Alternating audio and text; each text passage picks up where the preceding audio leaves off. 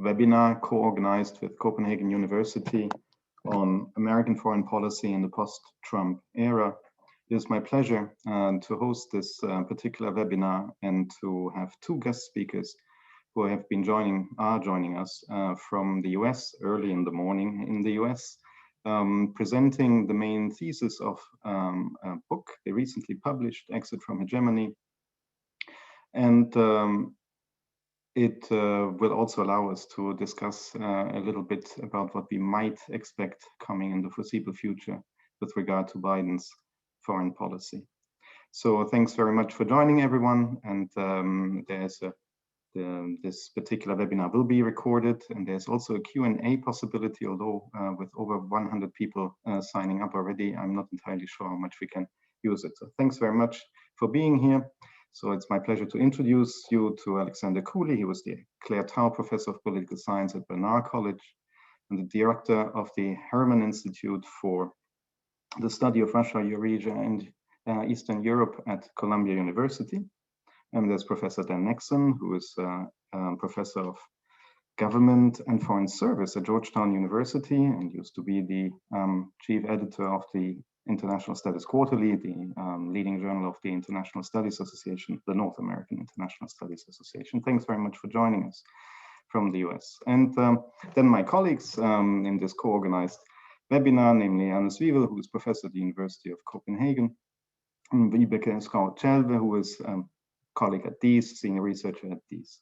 Thanks very much. The running order is more or less set, so I invite the two guest speakers to present some of their thesis and some of their points, and then we will take turns, the three of us, for asking you some questions. Thanks very much for joining again. The floor is yours.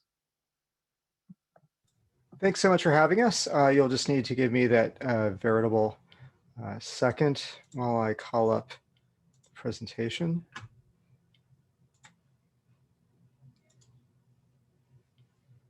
Now, if this is working properly, you should see a normal presentation. There should be no building animation screens or editing screens floating around, which sometimes happens. So thanks so much for having us again. I'm going to be giving the first part of the talk, and then Alex will be taking it from me. We're talking, as Stefano mentioned, about the arguments we make in Exit From Hegemony, which came out with Oxford University Press little bit, maybe about 6 months, 7 months ago. Now, you'll notice that when we wrote this book, it was, you can tell kind of from the cover that it was during the Trump administration. And the publisher was quite insistent that we have a picture of Trump's backside on the cover. We weren't sure how we felt about that, but nonetheless, that's what we wound up with, which is a little bit interesting now because, of course, Trump is exiting in about a day, and Joe Biden will be coming in as the next president of the United States, and we'll have a new administration and new foreign policy team. So that changes a bit the kind of bookends of our argument, but it actually doesn't affect our argument at all, because as I'll talk about in a second, our argument is that the United States has lost global hegemony. And is in fact retreating from local, is in fact in danger of losing leadership in some of the key regions that it has traditionally dominated or traditionally led, and that the reasons for that are actually quite independent of Trump. That they are lodged in other things that are happening in international politics, and so that Biden is not in a position to reverse those fundamental trends. So I want to begin by just kind of giving you an outline of the argument, and then I'll go through, I'll begin with an overview of the main argument. I'll talk a little bit about how we conceptualize international order very briefly, because it'll at least acclimate you to some of the language that we use in the rest of the presentation. I'll talk about two basic mechanisms of order contestation, which we use to parse a lot of the kinds of current events that you may be reading about when it comes to China, Russia, the United States, the European Union. Then Alex will take over and he'll run through those examples, and he'll talk about specific ways in which we have indicators of the erosion of US leadership and what's driving that. And then we'll come back to the question of Biden foreign policy, and we'll talk about the implications of our argument for the administration, the incoming administration.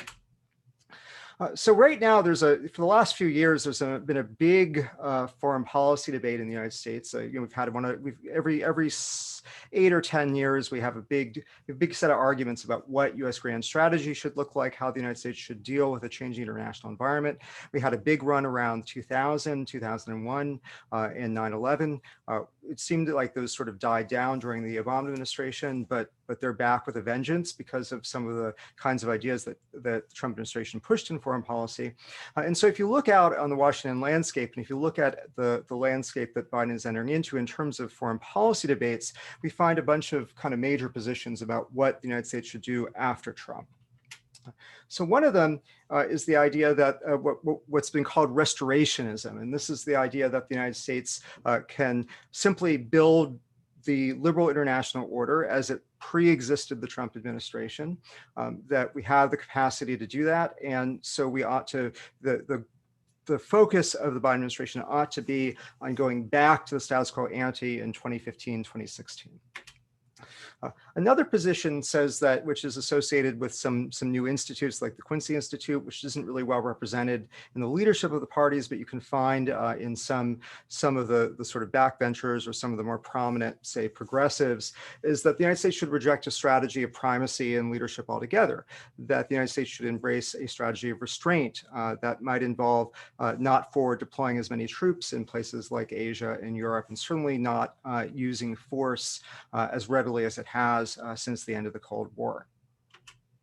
Another position, which is, I think, one of the most important for these debates right now, is the idea that the United States has entered, and the globe has entered, a new era of great power competition. This is what the 2017 National Security Strategy that was developed to try to make sense of Trump foreign policy argues, and that the United States really needs to treat its competition with Russia and China as a competition that is like a new Cold War. And this is represented in both parties, and Tom Wright just wrote a piece the other day where he points out that this view has representation in the Biden administration.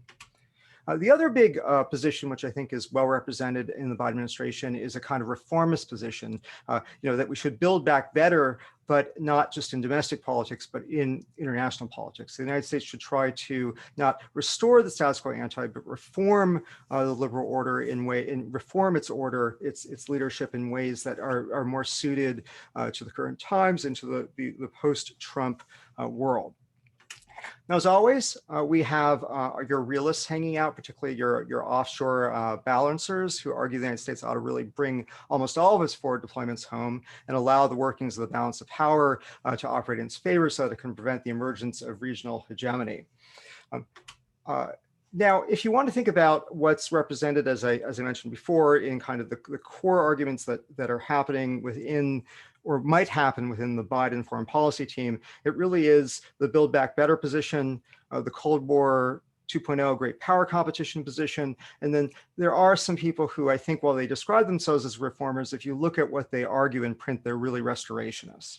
And so that's going to be the axis under which the Biden administration is internally, I think, debating some of the big questions of foreign policy. And it's also going to be the public debate, because you can bet already right now that the major line of attack that Republicans are going to mount against the Biden administration, that's being too soft on China and too soft on Russia. And so we can expect a lot of Republicans to be really doubling down on the Cold War 2.0 position moving forward. Now, our own argument, which I don't want to spend much time on right now, is that the United States needs to adjust to a more contentious and competitive international order.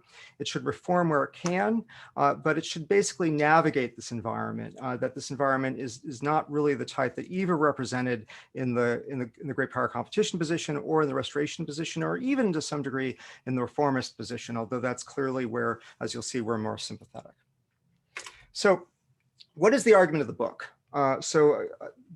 In essence, we argue, as I've suggested, that US global hegemony is over, that it's not coming back, that this process is actually rather far along. It's farther along than a lot of people, even who have sort of keyed into it, assume. We think it goes back to the late 2000s at the earliest. And that the fundamental source of the erosion of US hegemony is not surprising if you study international relations theory, which is that it's rooted in power transition dynamics. That is, the US is losing its leadership, its hegemony, because of the diffusion of power away from the transatlantic community towards East Asia, towards South Asia, and because of we have a debate about whether Russia is a rising power. Alex will talk very briefly about that maybe, but in essence, Russia has recovered from the worst days of the 1990s, and so is back in the great power politics game. We argue that Trump, in the book, we argue that Trump is an accelerant. In some ways, he's a symptom of the dynamics of U.S. hegemonic decline, but he is not himself a sort of independent cause, and that's why you can't just get rid of Trump and reverse these trends. We tell our story in terms of three exits, or three processes by which US leadership is eroding. The first is great power challengers, and we call that exit from above, Russia and China. The second is exit from below, which we focus on how weaker states, how second tier and third tier powers are playing an important role in terms of driving alterations in international order that are weakening US leadership, often even when they don't intend to. And then counter-order movements, that is exit from within. We've seen over the last 15 years or so the rise of movements, very powerful political movements within the West itself, the so-called core of the liberal order, the core of the US hegemonic system, that oppose basic principles of that international order and are helping to drive exit through a variety of mechanisms. Now, one of the big claims we make, and I just want to flag it, is that these processes of hegemonic erosion, of the end of US hegemony, doesn't require a great power war. So if you're familiar with Graham Allison's Thucydides trap, which itself is just a popularization of power transition theory, that argument says we should really focus on the idea that hegemonic transitions happen when there's a great power war, that we need to avoid that great power war, but it's really that kind of moment that marks an end, a rupture in the old order. And we don't think that's necessarily the case. We think that these dynamics of exit can happen entirely peacefully, and that in fact, that's the most likely scenario by which US hegemony will disappear. So now I want to talk a little bit about how we conceptualize order contestation, and I'm going to focus right now on how we define international order. So when we started out the book, we sort of did the thing you do, which you send an RA out to study international order, to get a whole bunch of citations, bring it back to you, find things you didn't know about so that you can think about this concept. And we did all of that. And what we discovered is that international order is really poorly defined in the literature, if it's defined at all. It really is one of these I know it when I see it concepts. So we concluded that international order really is just too big to define in any one way. We're talking about a lot of different things when we talk about international order. But we do adopt a heuristic for cutting into international order that we find useful. And that heuristic is composed of two major parts. The first is we think that international order has an architecture. And this is actually how international order is usually talked about in a lot of the literature, that it consists of rules, norms, and arrangements. So liberal order has rules and norms about free trade and the extent of free trade, has rules and norms about sovereignty and about human rights and political liberties that are kind of baked into like the UN Charter and the UN system. And so we think that this architecture is really important, but we think it often receives actually too much emphasis. And it receives too much emphasis at the expense of infrastructure, or what we call infrastructure. And this is the networks, the routine practices that sort of undergird, that hold together hegemony. In the US case, when we're talking about US hegemonic order and hegemonic ordering, we're talking about the infrastructure of US hegemony. And these are things that range from sort of standardized routine economic meetings and the circulation of economic ministers and economic officials in various forums, in various forums and various institutions. It also, on the security side, are things like the joint military exercises that the US runs on an annual or semi-annual basis, and the bilateral the military bilateral talks that it holds with a lot of partners and allies every year, every few years. It also involves officer exchange programs. If you're in Europe, of course, you're deeply familiar with the way in which officers rotate through NATO. This kind of rotation, these sorts of practices, for us constitute the infrastructure. Now, these are mutually implicating. Architecture helps to define what the nature of the infrastructure looks like. So if you have liberal norms that emphasize multilateral cooperation, that means that infrastructure is likely to be more multilateral in character. But that infrastructure also shapes architecture in a variety of ways. It both percolates up in terms of the practices and networks that are happening in international order can affect the architecture, but also in the sense that changes in the infrastructure can affect changes in the architecture. Now that's significant from our perspective, and you'll see this in some of the stories we tell, which is that contestation at one level can actually affect a contestation at another level. So contestation over rules and norms, for example, or over rules and norms of international order that are not necessarily directly related to US hegemony can have spillover effects and blowback effects on infrastructure, which is crucial to US hegemony. And so we see kind of, if we look at sort of the ways in which the Trump administration targeted certain kinds of liberal norms, that had effects, it attenuated, it eroded some of the infrastructure that the US uses to adjudicate its security arrangements, like, for example, NATO. Now, the contestation over the infrastructure can also affect architecture. So sometimes you have states setting up new multilateral institutions, not because they want to change the rules and norms of international politics, but because they want to change something. They want more power. They want more influence in that, and they can't get it in the incumbent international organizations. And our argument is that over time, those kinds of changes to infrastructure can actually cascade up and affect architecture. We will also use an ecology metaphor when we talk about international order, and I'm not going to go into that in great detail. I just want to sensitize to you that we will talk about the international ecology as kind of the gestalt, the whole thing of international order, and that actually is useful for us in some ways that may or may not be apparent when I go into the next sort of analytical point, which is logics of contestation. So I've used the term contestation of order a lot. We think that a lot of the action in politics right now, international politics, is about contestation of either the infrastructure or the architecture of international order, or both. But we think that contestation, in fact, like all power politics, operates through kind of two basic mechanisms or two basic tactics. And following a lot of people writing before us, we call this wedging and brokerage.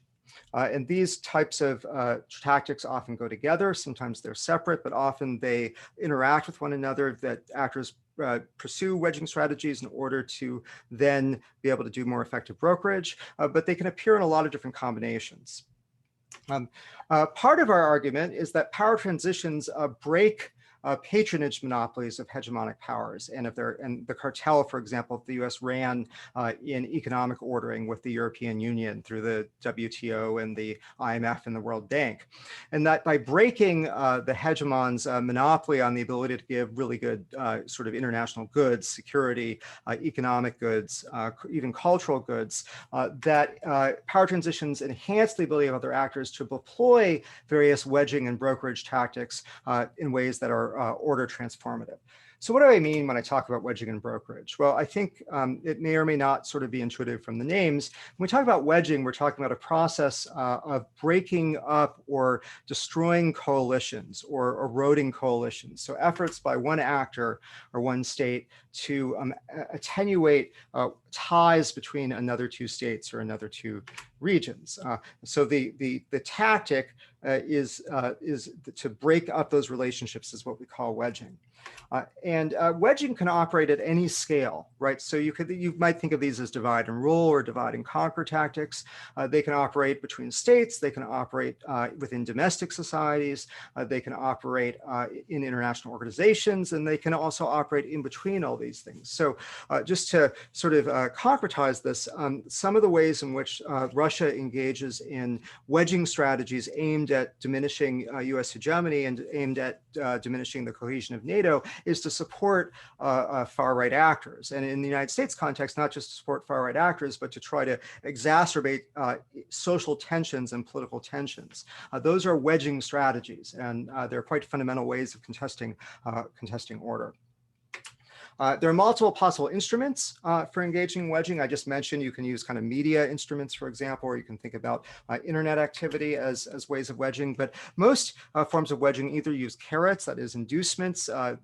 We will give you certain kinds of resources or goods if you leave that relationship, or they deploy sticks, threats, for example, loss of access to those goods, or threats of force, or threats of other types of retribution, unless actors within that relationship, one or more actors, leave that relationship. In reality, you usually see mixtures of both international politics. States use a variety of different power political instruments when they're trying to affect their relationships and affect international order. So as I mentioned, we think power transitions exacerbate wedging dynamics in order contestation. They do so for two fundamental reasons. The first is what I alluded to when I talked about the breaking of the US patronage monopoly, which is that during power transitions, new rising actors have resources by which they can engage in wedging. So they have, China is now much richer and has a lot of money to throw around, for example. And those are the types of things that happen during power transition, which make it possible to start wedging apart order.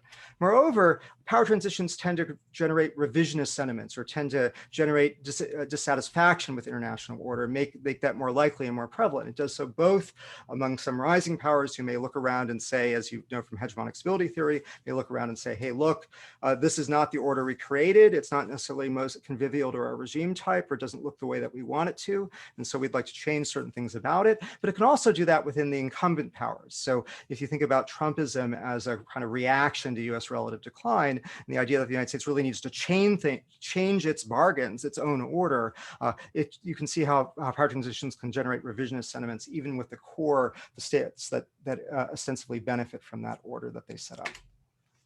Brokerage is just the opposite of wedging. So in brokerage strategies, brokerage is involved in linking up previously unconnected social sites.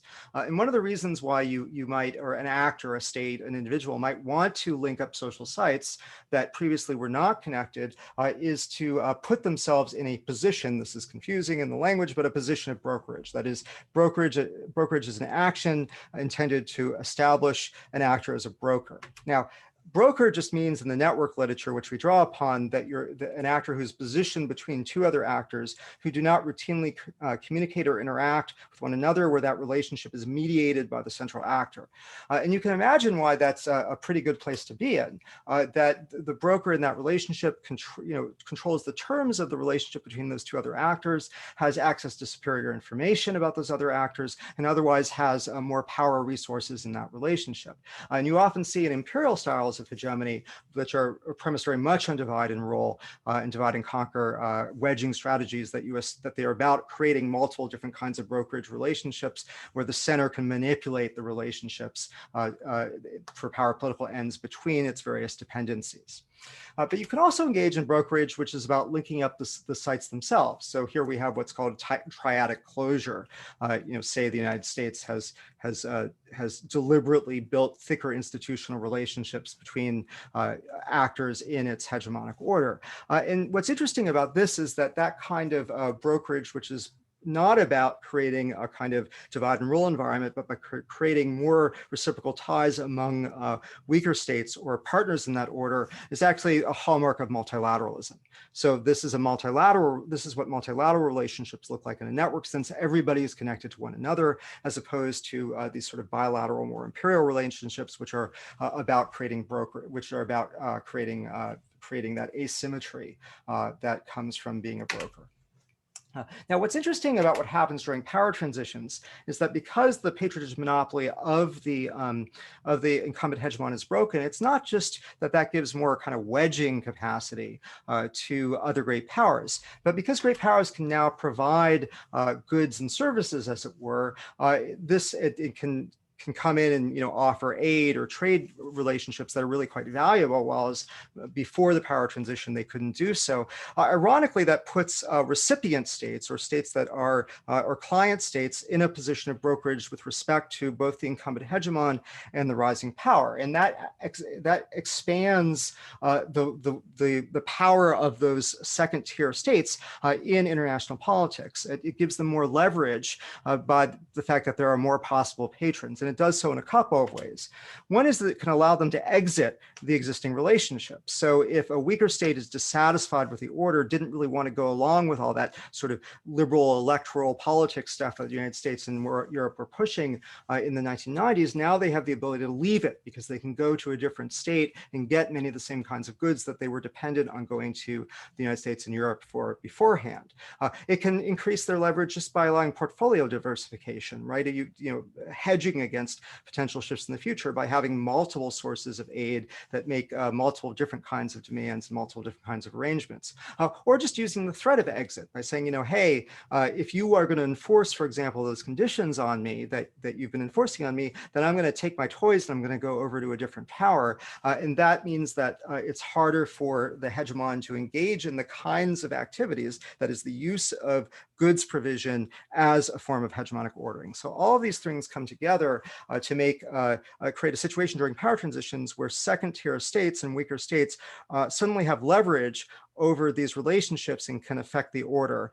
Even if they don't necessarily intend to revise the order itself, this change in the dynamics of power means that hegemonic ordering gets eroded. All right, so now Alex is going to talk about contestation in practice. So Alex, take it away.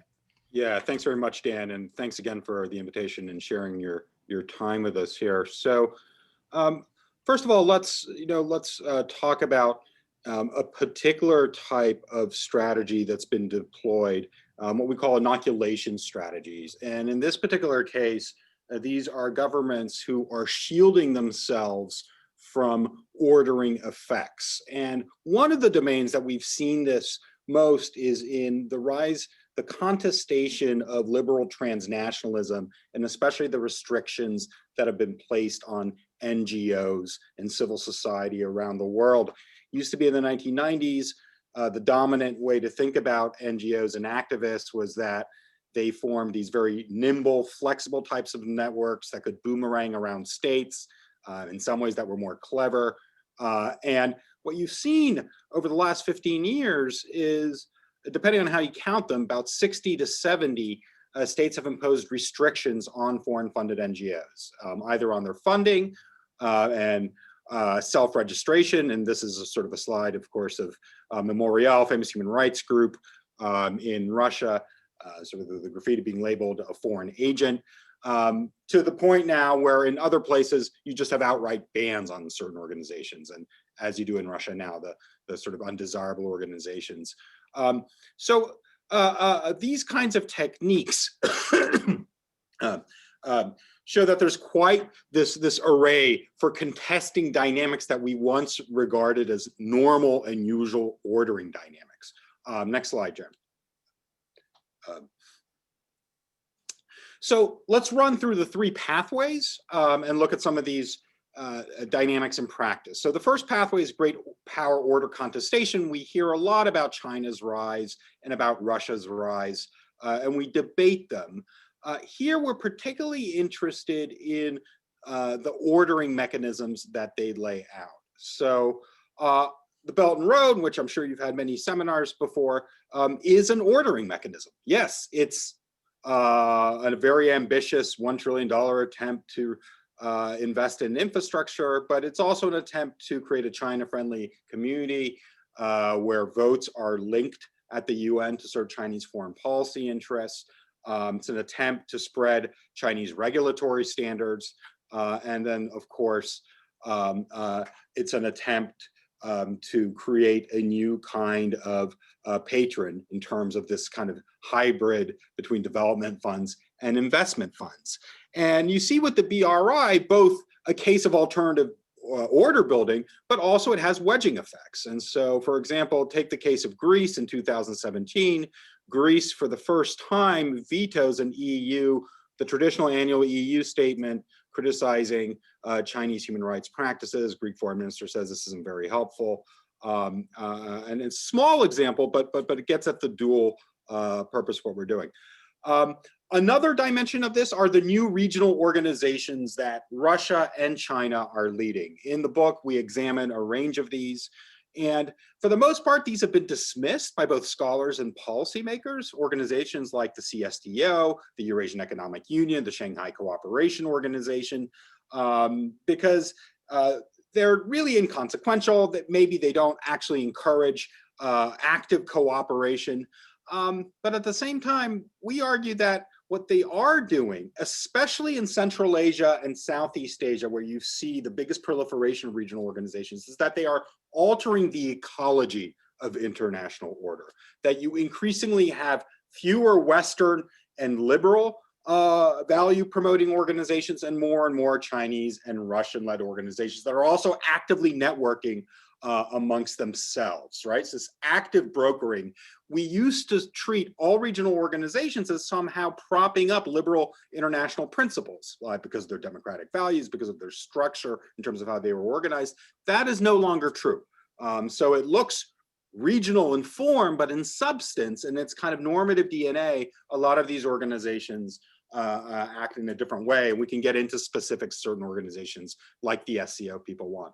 At the same time, the final slide here, the map, the world map of green and red, we're seeing alterations and transformations and contestation of traditional existing international organizations and institutions that we thought functioned in a certain kind of way. This is a map of voting members of the United Nations Human Rights Council, and this is a depiction of who criticized and who defended China on the issue of the Uyghur detention camps, right? So the initial letter written by 21 states in the green that was critical of these detention re-education camps are the core members of what we associate as the liberal international order, right? The UN had withdrawn by that time from UNHCR, but we see Canada, Australia, Scandinavian countries, Western Europe, UK, Japan.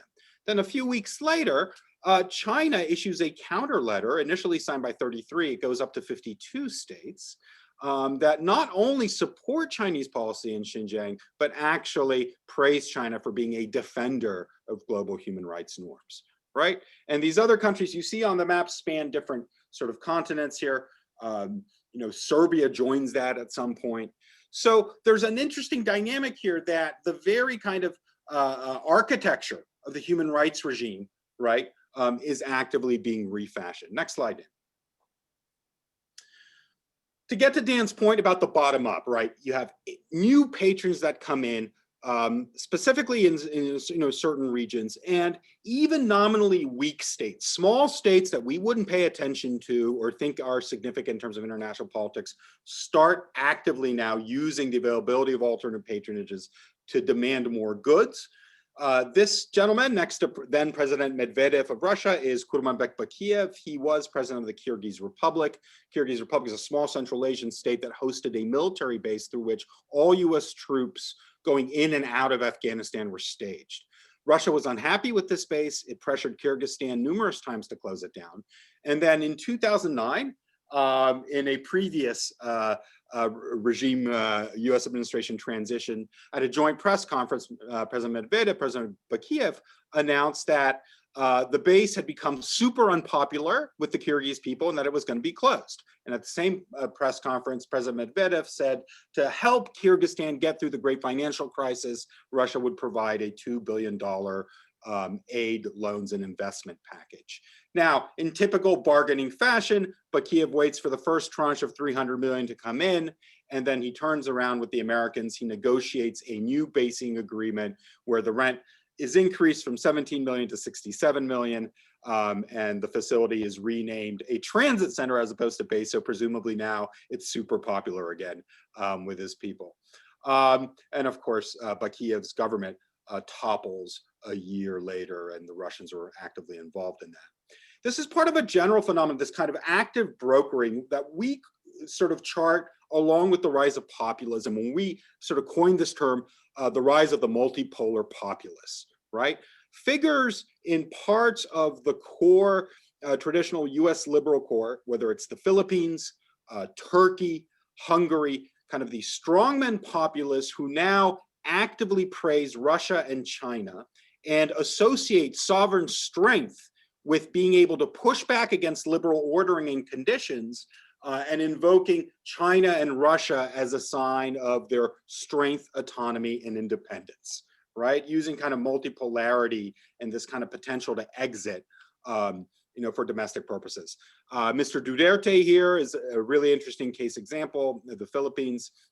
He cancels a visiting forces agreement with the United States over the fact that the US had sanctioned one of his staff members over human rights violation in his quite brutal war on drugs, and invoked sort of Russia and China, both the security and the economic spheres. Then, of course, he goes on to suspend the revocation or the suspension of the VFA too. So it's this constant sort of back and forth. That becomes the mode of multipolar populism. The last slide here is an interesting investigation this time last year that was conducted by Radio Free Europe, RL, because this shows sometimes it's not even the actual facts on the ground of who's providing patronage. Sometimes there is a perception that certain countries are alternative patrons in the way that they actually aren't. So this is a slide of who gives the most aid to Serbia.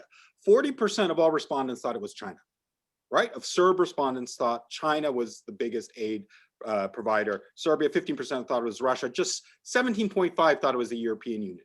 Of course, who actually gives the most aid to Serbia? Overwhelmingly, it's the European Union. 90% of aid is the European Union. But why? Why this perception? A number of different reasons. The information space, local populist politicians making a big deal of Chinese and Russian patronage, leading to this change in attitude of perception of who's the actual goods provider. Last one, Dan. Oh yeah, well, one more. And just in some ways too, we read the Ukraine conflict in some ways as a battle between different kinds of goods provision, right? The Eastern Partnership that was Ukraine had initially agreed to, and then Putin, through some carrots and sticks, tries to get Yanukovych to halt the agreement to join the Eurasian Economic Union instead, and with consequent sort of collapse of his regime as a result of the Maidan protests. Next slide, Dan. Okay, so this is from Donald Trump's campaign. You are voting for the only current leader in the free world who has got the guts to stand up and fight for the nation state, to fight for patriotism, to fight against globalism. You'll be voting for the only leader in the Western world with the real courage to stand up to the Chinese Communist Party. So our final mechanism is what we call exit from within. It's the rise of illiberal transnational social movements within the liberal core itself. That was an example of Nigel Farage campaigning for Donald Trump in Arizona, specifically on this anti-globalist type of platform. One of the interesting things about this Pew survey, global survey and attitudes towards the United States that came out was, yes, Trump and the US extremely unpopular. It's been the case before though, during the Bush years when we measured it. What's fascinating in that data, in this sort of one chart buried, is the rise in support for Trump amongst European right-wing populist party supporters over just a couple of years. Look at these increases in places like Spain, Germany, Netherlands, Sweden, Italy. And this points to a kind of a sense of an internationale developing amongst populist right-wing parties. Next tab. One of the fascinating things about Trump was that we saw the executive branch effectively itself start to contest liberal ordering, right? Not so much the State Department, not so much the Department of Defense, but in the kinds of appointments the White House would make. One particular arena where this was quite controversial was ambassadorial appointments to Europe. Mr. Muxter here, who was an ambassador to the Netherlands, of these types of political persuasions, came under hot water for hosting fundraisers for Dutch far right-wing parties. Ambassador Grenell to Germany, nominating ambassadors to the EU who don't believe in the EU, as well as an ambassador to Hungary that openly welcomed Mr. Orban to shut down Central European University, which after all was the greatest investment in higher education ever made in post-communist Europe. So branches of this have actively within the US executive contested liberal ordering. And this, we get to sort of Russia and its role. In this sense, Russia is non-ideological in that it supports both far right and far left. Meetings exposed with La Liga or in Austrian sort of sting operations. These are low-cost ways of trying to create wedges within Western societies and to support parties who are critical of liberal ordering, especially their host countries' membership of NATO and EU. But there's also brokering going on. This is Mr. Orban, who is giving a keynote at the World Congress of Families. The World Congress of Families began the 1990s as a kind of traditional values organization started by two US-based Christian right organizations, and in the 2000s, 2010s has merged with certain Eurasian oligarch funding to create a new transnational movement that has annual summits, and its agenda is anti-migrant, anti-LGBTQ, also denouncing global liberalism, closed borders, migration, as well as denying reproductive rights. And Hungary was a host of this. Italy, Verona, hosted the previous summit. Next one. So I think Dan will take us through. Okay. We're almost out of time, so we're gonna be quick. So I'm going to try to blitz through some stuff. But so you may have noticed that we talk a lot about liberal order in the context of the exit from hegemony, in the context of the U.S. hegemony eroding. And I should point out that we're actually, one of the things that we're actually arguing here, and if you look at the three different exits that we talked about, is precisely that contestation over order itself is not independent of American hegemonic infrastructure. So in going after the way that the United States has pursued treaties, or going after the kind of animating principles of liberal rights that extend at least within the core of the US hegemonic order, you're actually talking about contestation that can affect US power political capabilities going forward. The other part of our argument that I think which is related to this, which is a little bit different, I mean, you probably have heard some of the kinds of dynamics we've talked about before, is the emphasis we place upon the role of counter-order movements. Right, on non-state transnational brokerage among political parties and social movements in the role that they play in order. And we think that these counter-order movements matter a lot. So these aren't just kind of anecdotes when we talk about the World Congress of Families, or we talk about Russia and the Liga, or we talk about US putting its thumb on the scale for far-right and right-wing groups in Europe. These are actually, we think, some of the ways that you get key dynamics in hegemonic transitions. So for example, if we think about revisionist states in the kind of classic examples, like fascist states during the Second World War, for example, that these didn't just kind of appear from nowhere. It's not like a state woke up one day and said, we're going to be revisionist. What actually was happening in the 20s and 30s was that revisionist social and political movements were taking control of states. So it was groups that had emerged to contest order politically, but at the sub-state level, with an eye towards the international order as being the root of the problem, that then bred a lot of the key revisionist states. In my own work, I've shown in my past work how transnational religious contention is actually the driver of shifts in the balance of power in 16th century Europe, particularly kind of the Protestant-led rebellions in the Netherlands and the effect that had on Spanish hegemony. So historically, we see a lot of power transitions as actually not even necessarily leading to counter-order movements, but the counter-order movements themselves being a major source of power transitions. The biggest transformation in international order of the last 100 years was decolonization, the collapse of European colonial empires, which was a process that was spearheaded, driven along, and started very much with the development of transnationally linked anti-colonial movements. So these movements are not a sideshow. We've gone from a period of time in which transnational activism spread US hegemony, largely by spreading the liberal order. This is the 1990s NGOs that Alex alluded to a period of time in which the action transnationally is actually opposed to that order, is pushback against that order. Then even when you don't get these sort of major military conflicts or the whole takeover of states by revisionist actors, the emergence of these movements can still create big collective mobilization problems within states and could affect their power and influence. So in the United States right now, right, we're seeing major societal tensions and mobilization by right-wing extremists against the fundamental legitimacy of the incoming government, government that have probably done a fair amount of even just perceptual damage to the stability and reliability of US power, and could, I think, probably be the major source of contention over US hegemony moving forward, rooted in the United States itself, even if the foreign policy establishment, which is broadly pro-US leadership, remains in place.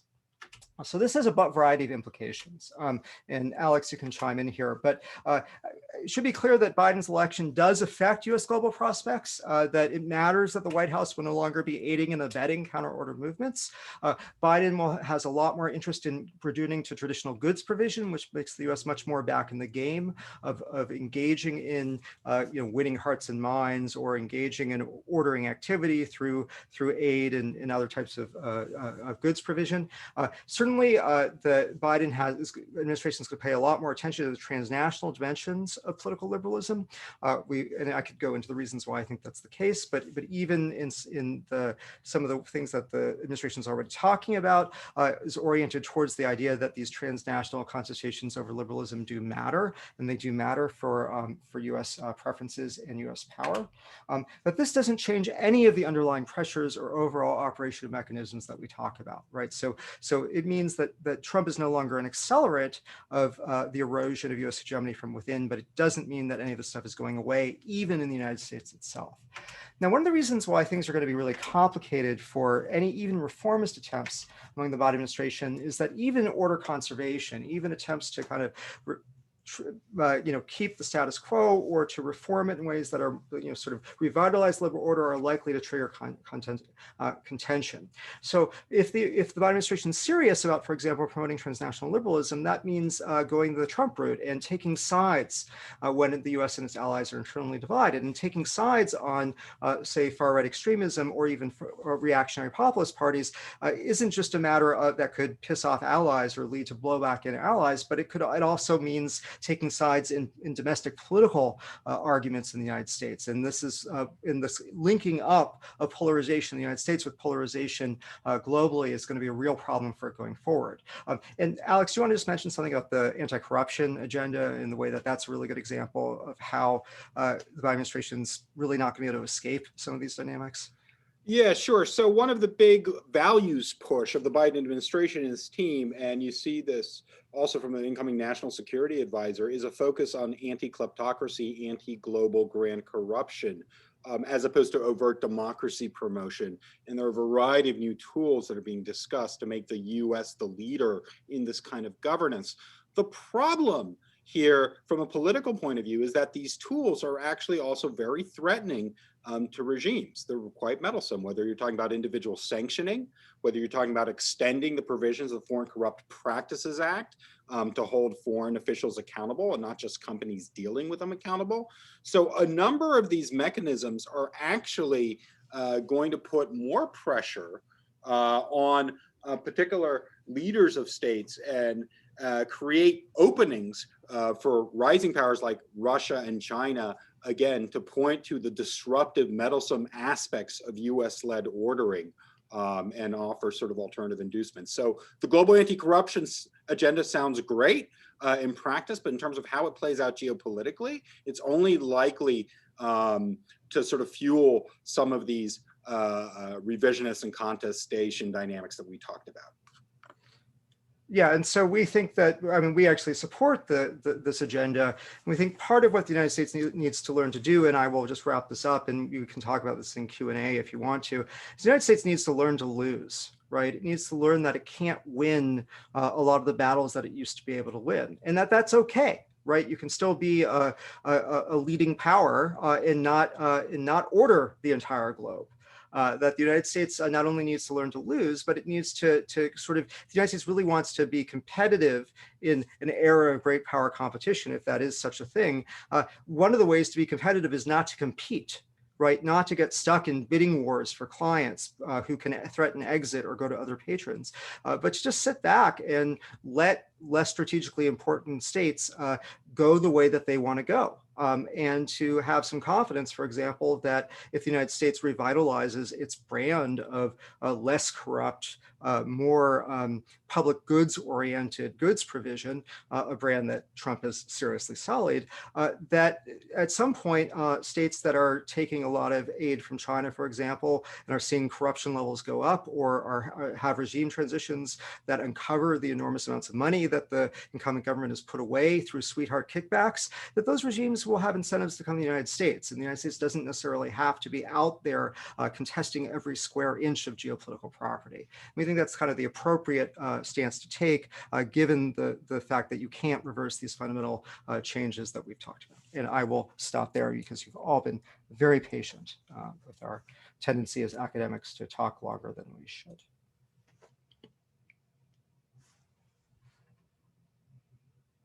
Thank you very much, Alex and Dan.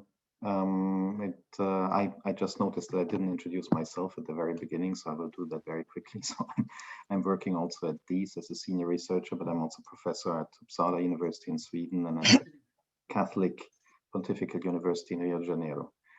Don't ask. So the opening is now for having a little bit of Q&A. We also have some questions coming from the audience, but we will start with Anders Wiewel before Vibeke takes up and myself, but it will be going back and forth. So please, the floor is yours, Anders. Thank you so much, and thank you for doing this seminar and your fascinating talk. I think this is an important book, and I certainly learned a lot also from reading the book. I think the book is good at reminding us of past debates on U.S. decline as a starting point, and also telling us why this time it might be different. I think this is important, in particular, probably to a non-U.S. audience, because coming from a small ally of the United States, there is an element of cry wolf and alarmism in these debates. It is sometimes strange to watch the seemingly exaggerated debates about U.S. loss of power and influence when you remain so incredibly powerful and influential in the world.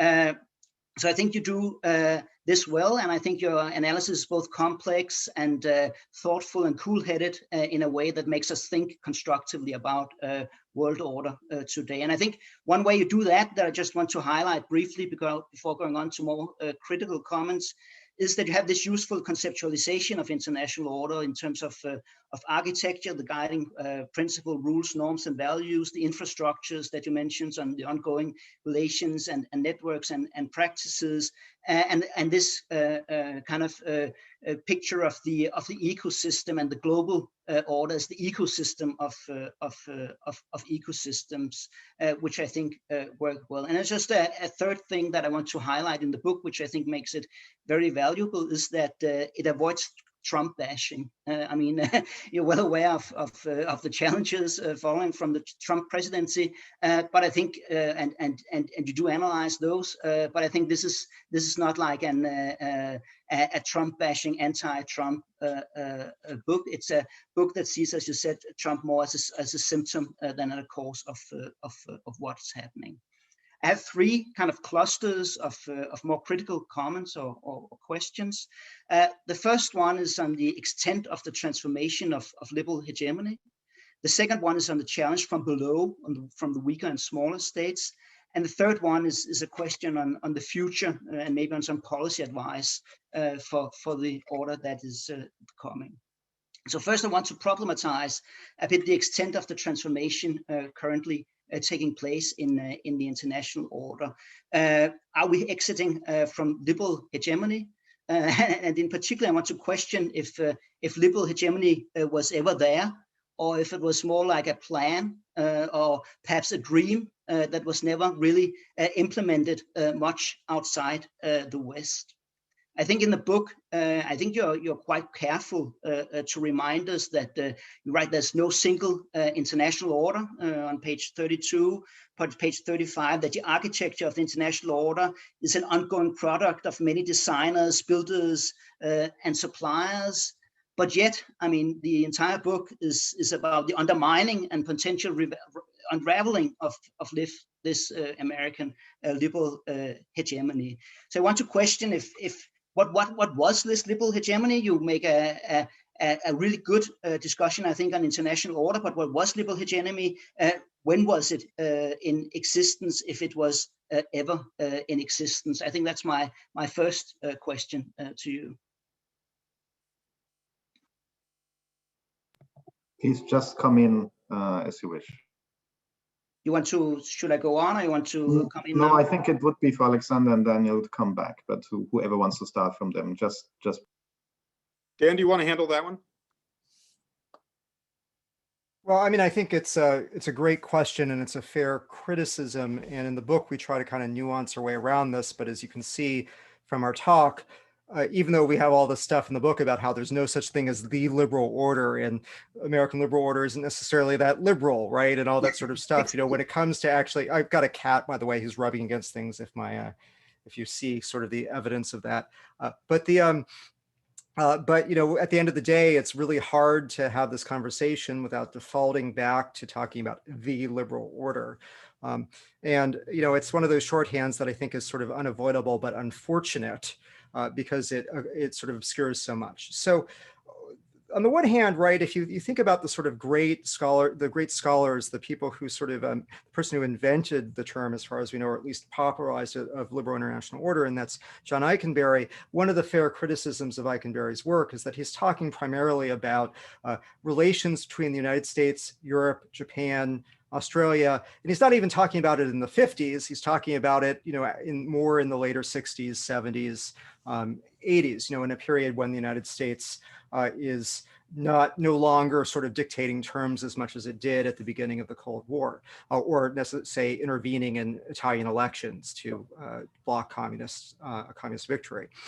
So I think that's a fair criticism. I think it's right, but I do think that the problem when we talk about liberal order, and we look at, you know, some of the really great pieces that have been written about what's wrong with this. Paul Stanley had a blog post that's gotten a lot of play at Lawfare over the last few years. Patrick Porter's book is really one of the best kind of criticisms of this idea of liberal order. One of the problems with this work is it tends to compare the practice of contemporary international order, or international order the last 60, 70 years, to an idealized concept of the liberal order, right? Yeah. And yes, it doesn't look very liberal in that respect. It certainly doesn't look very liberal if, you know, it's the 1970s and you're in, you know, you're in Argentina or Chile, for example. But when you compare it to past orders, it looks really, really liberal. Right? There are fundamental things about contemporary international order that are nonsensical if you go back 150 years, right? The idea that a basic kind of constitutive norm of international order now is human equality, right? That doesn't even look to be the case, you know, in the 40s or 50s, right? So you have a kind of notion of fundamental equality rather than natural hierarchy, right, as the basis of international order in the post-war period, and that's really different. You think about economic order, and yeah, you know, there's a lot of different kinds of liberalism, and liberal order mutates all the time. You know, we had the Washington Consensus. Before that, we had the Bretton Woods system. We've gone through embedded liberalism, more social democratic arrangements, more Hayekian free market arrangements. But nonetheless, these have all had this sort of basic notion that markets and exchange are a positive, whether or not they're more regulated or not, right? And that's something that's different from, you know, sort of the, you know, from the pre-British period, for example, right? And then if you think about things like, you know, yes, human rights get violated all the time. The US violates human rights all the time. But in doing so, states that generally violate those human rights pretend that they don't, right? Or they try to argue that, or they try to point to, or they continue to say, to mouth platitudes about human rights and equal rights and political rights, even as they violate them. And that's actually a good sign of the deeply constitutive role that those rights have in the post-45 order, in fact, had in the League of Nations order as well, right? And they're baked into the UN Charter, they're baked into virtually every treaty document. If you go further, talk about the idea of multilateralism as a foundational way of cooperating, something that didn't really exist 300 years years ago in a lot of places in the world. You see multilateral orders crop up and disappear, but the idea that this is just the way you do international cooperation, right? That's that's relatively novel, and it's indicative of the way in which we sort of live in an order which is so sort of suffused with liberal ideas that we don't even recognize it all the time, right? Or we focus on their violation. Is the United States a net force for that liberalism? Yeah, over time it has been. But part of our argument is that a lot of the ways in which sort of more liberal practices operate, or the way that the US participates in more liberal international order arrangements, have actually been a positive for US power. And so the United States sort of, when it turns more imperial, like in the Iraq War, or when it seeks to really challenge or revise certain elements of that order, it tends to lose power and influence in the long run. And particularly now, so it's it's not that it's not that we have an order which is liberal in the way that I think the boosters of liberal order talk about, but it is liberal in this more profound way, and the ways in which it is liberal and the degree that it is liberal is up for grabs right now, both because of actions of the United States and actions of rising powers.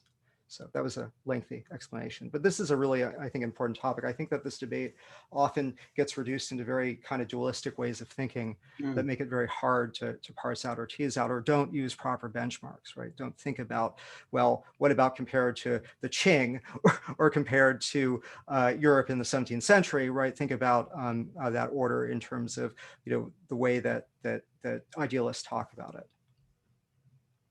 No, I think a great thing about the book is the complexity of this. Sometimes it makes it so complex that it perhaps becomes a little murky, but maybe because the world is a little murky in this sense. And I think when you write that in 2004 and 2005 we were like perhaps at the zenith of the liberal international order, I was. In a way, I was thinking, yeah, I think you have a point here. You point to the kind of assessments of democracy in the world. You point to the expansion of EU and NATO, and at the same time, I was thinking, in 2004 and 2005, we were quite far from having a liberal hegemonic order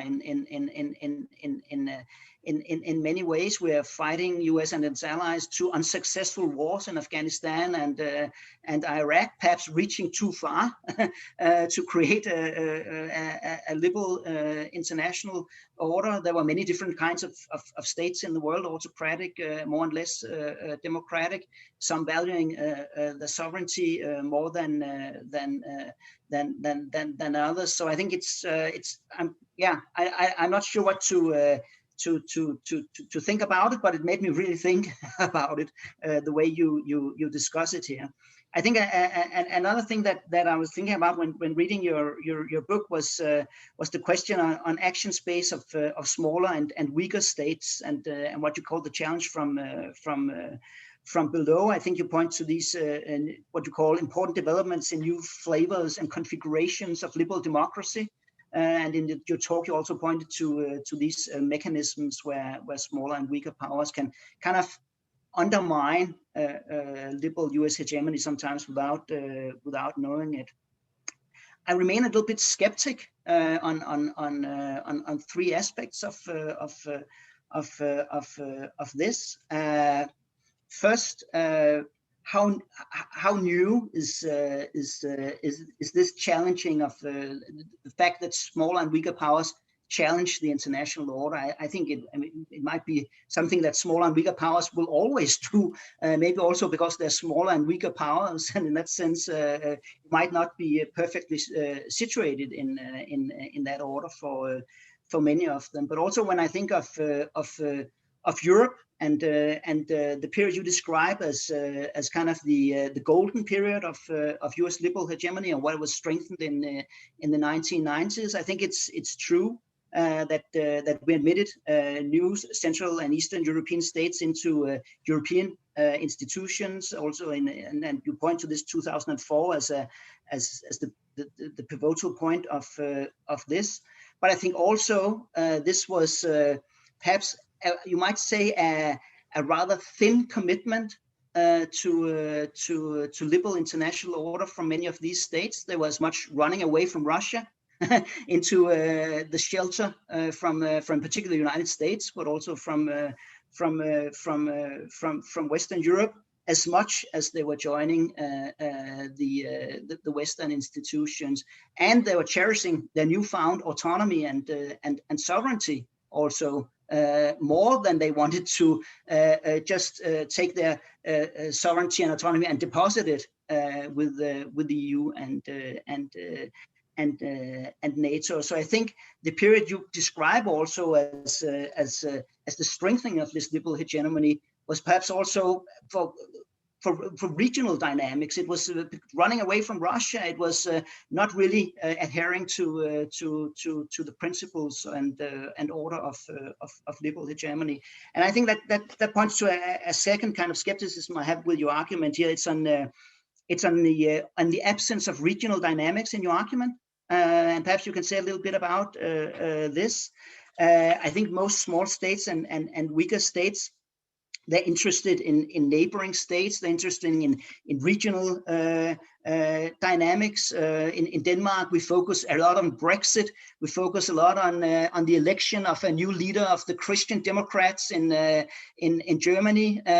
In Bolivia, you will not do that because you're not next to Britain and Germany, and those are the great powers nearby. Of course, we focus a lot on the movements of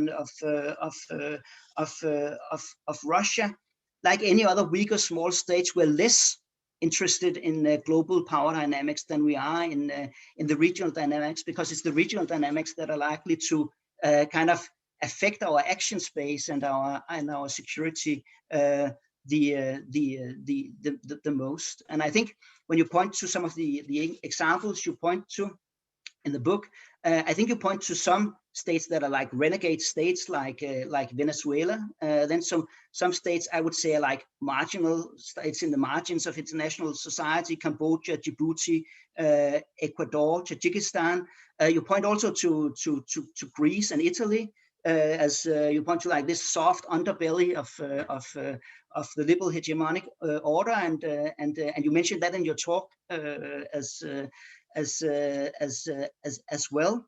But I would say these two countries, I mean, they are strongly embedded in the EU and NATO. Greece is as much the target of attention from Israel, a close ally of the United States, in creating kind of an Eastern Mediterranean cooperation, as it is from China. The example of vetoing the EU on human rights in China, I think is a very particular example related to a particular government, in left populist government in Greece. And this was really a signal, to me at least, of the weakness of challenging the current order. Because what could they do? Yes, they could perhaps veto once this kind of declaration, but they may remain deeply dependent on Germany and the EU for economic reasons. They remained deeply dependent on the US and NATO in their conflict with Turkey. So perhaps you could just, that's more like a comment or a challenge to your argument here, but perhaps you have some comments on it. Yeah, just very briefly, I think those are all excellent points. So, and actually, I agree with almost all of them. I think, look, small states brokering for leverage, for personal regime change, for personal regime gain, and strengthening the autonomy regimes. This is a dynamic that's the norm in international politics. And so part of what we want to say is that this is a reversion back to how small states dealt with.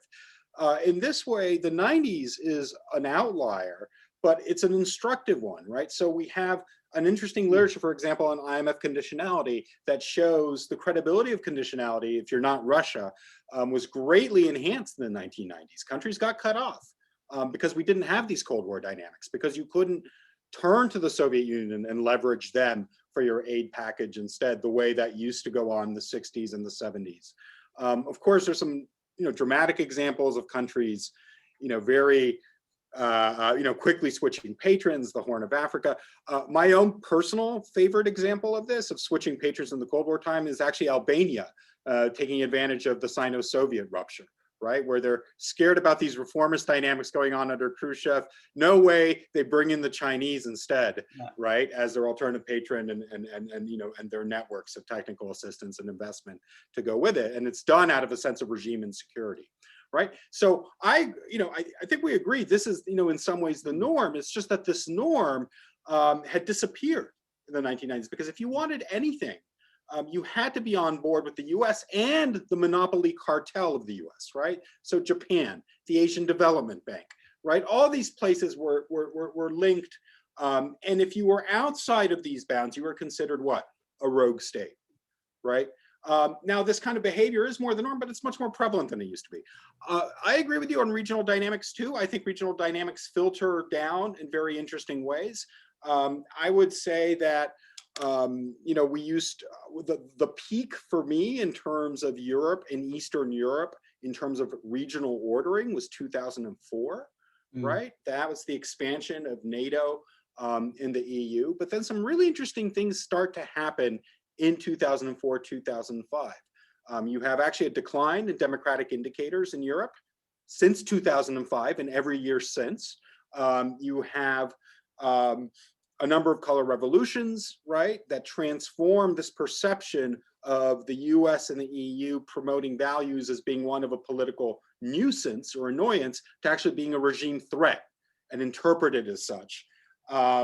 And you also have a US military presence in Central Asia that's actually, for regional political dynamics, that's withdrawn from Uzbekistan in 2005 and problematized. So 2004 is kind of like peak liberal ordering in the post-communist sphere, and then it starts, coming back. But your point about local regional dynamics and what kind of states you pay attention to, it's absolutely right. And we've even seen in Latin America with our Venezuela example, the rise and decline of Venezuela as an alternative goods provider, in that sort of sphere. So I agree with all those. Where I slightly disagree is I think the Greece example is instructive because it shows, kind of the multiple levels that this is going on, right? And to take the ecology, right? Yeah, you're absolutely right. We have security expansion and enhancement with the US and its military partnerships in Greece. Then we have this EU business. But what's so interesting to me here is this kind of Chinese 16+1, 17+1 initiative, right? It is an attempt to drive a wedge, right? It's a wedging strategy for EU countries, right? And that's why the Commission hates it, right? And views it as sort of strategic competition. Maybe it amounts to nothing, like going forward. But maybe in 2 decades' time, it actually is doing something. It's something that countries are obviously and more overtly balancing in terms of their positions within the EU versus their positions outside. So my defense would be it's still a little too early to tell, I think, how consequential it's going to be. But I think the bare bones of it is that it's an alternative counter-ordering mechanism in an area that we haven't had many or any really since the Soviet collapse. Thank you so much. Can I have time for just a quick final question, just a tiny one? It will be very quick. No, I want to thank you, as I said in the beginning, for an excellent read in regard to the likely future of the international order and what's happening now. Of course, your book takes place in the context of a debate over both order, but also on U.S. foreign policy. But if you should have like a policy advice for a small ally, U.S. ally like Denmark, coming out of your book, what would be that advice then?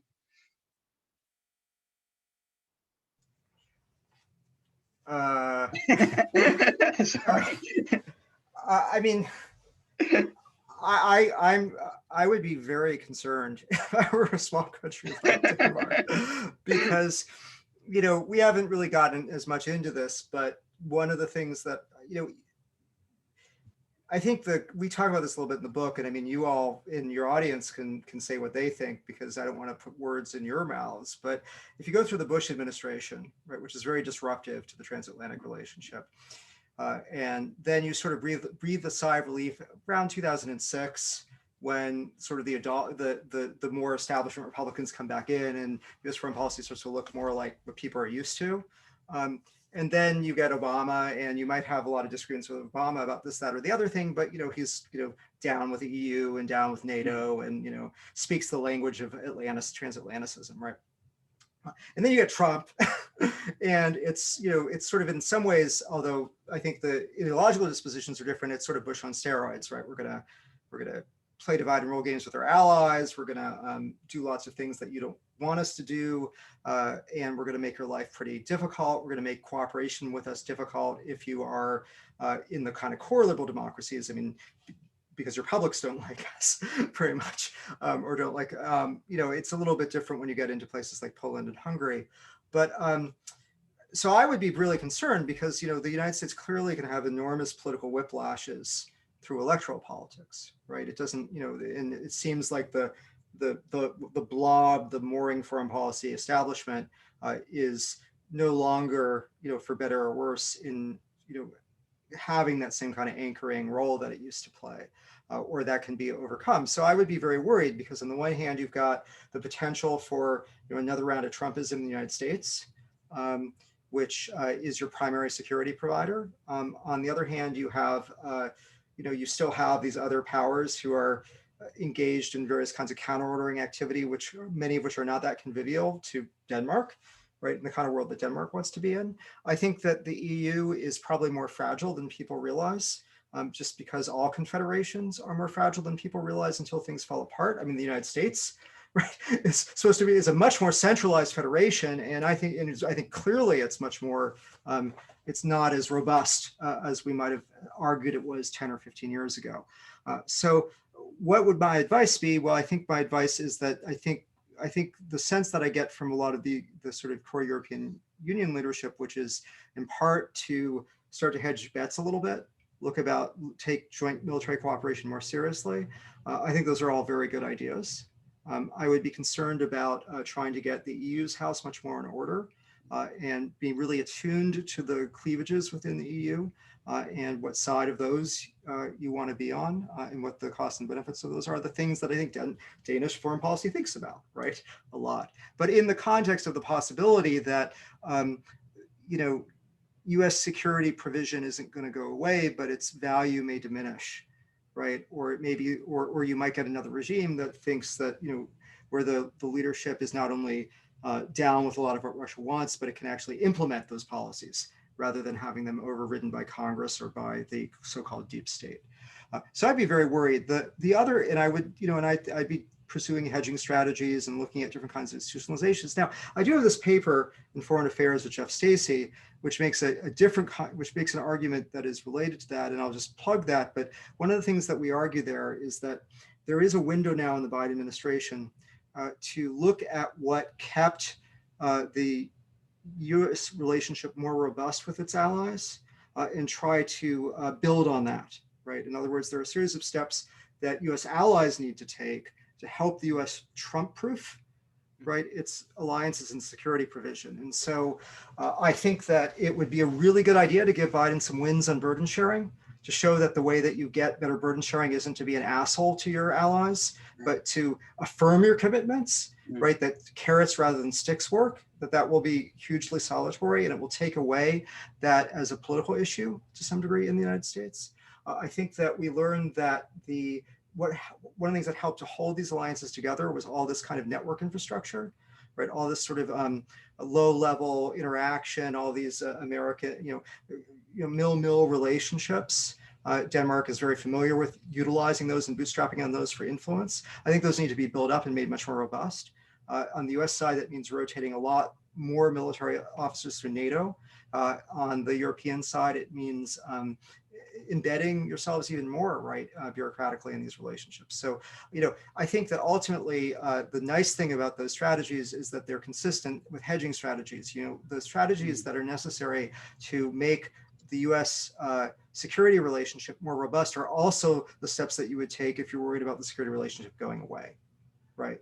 And that is to develop more autonomous capabilities. That is to become more active in terms of power, in terms of essentially being a regional power player, getting away, realizing that there is a military edge to normative power Europe and taking that much more seriously. And, obviously it seems right now like there are a lot of people in Europe who are willing to make that kind of deal, but we've seen that fall apart every other time it's happened. So, Thanks.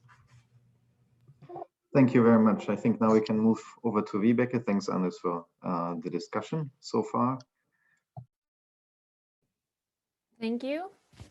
Well, I also want to second Stefano and Anders in thanking you for getting up early and giving us this presentation today, and also for a book that allows us all to discuss what's taking place today as something that's not only to blame on Trump. I think it's, immensely important right now that there is a much broader, more historical and more analytical discussion of where we're at than simply, making a sigh of relief and saying, okay, it's over, back to normal, which is what many of the sort of European, I think, both European leaders, European magazines, European newspapers are doing at the moment. It worries me a bit that there's so little sort of recollection of everything that went prior. So thank you for writing a book and putting a lot of, reading through it, even if it's a slim and as such readable thing, it's very clear that a lot of work and a lot of analysis has been put into it. Congratulations on that. We've never met before. So just like 2 sentences on sort of my background and like where I come from in the comments that or the questions I'm gonna pose, because compared to Anders, I'm not as much of an IR theorist, and I won't really delve into much of the vocabulary around the book.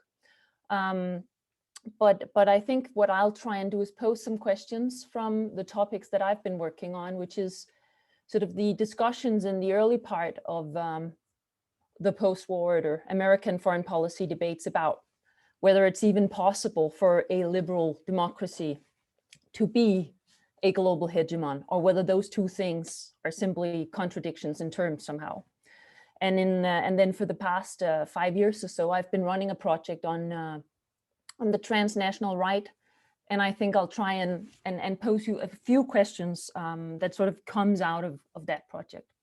I can see we're a little pressed on time, right, Stefano? So I'll try and be brief. I actually had 3 questions planned.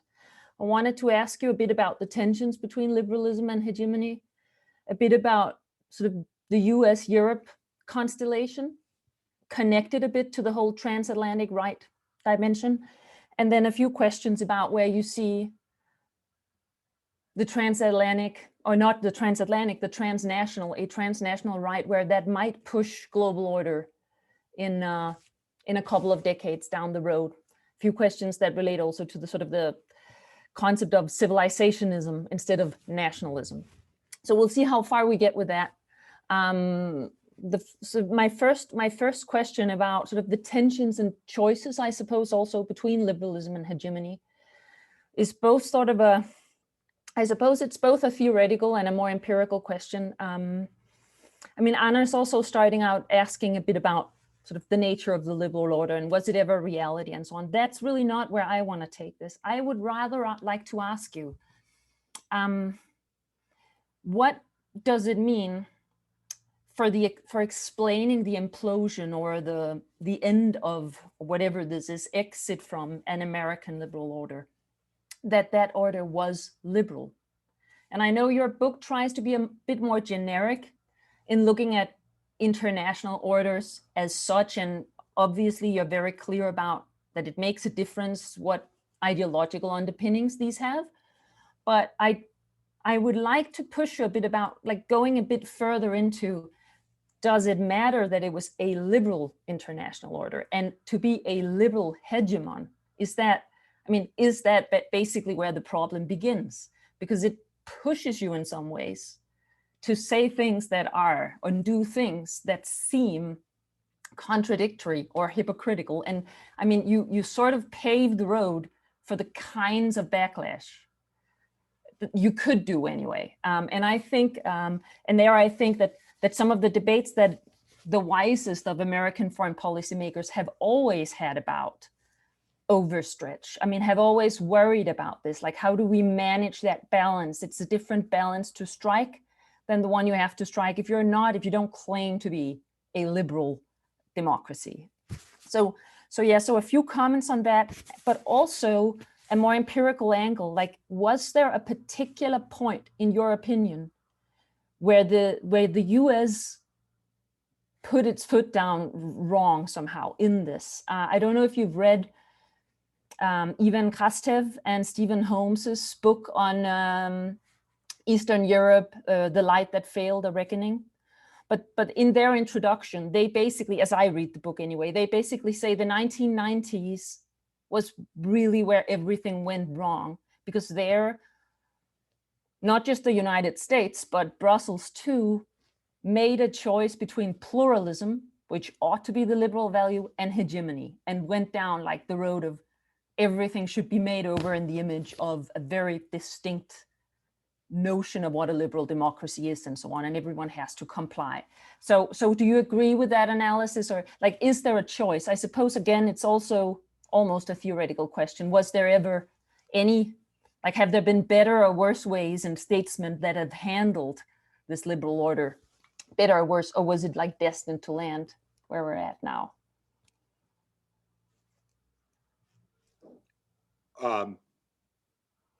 Wow, some of these are really great comments and questions. Let me actually, Dan, can I take on the specific one about Europe, and then maybe you can speak to the more kind of general points about hypocrisy and what's liberal about the liberal order and so forth, because I think the Khrushchev-Holmes argument is a really interesting one in light of this discussion.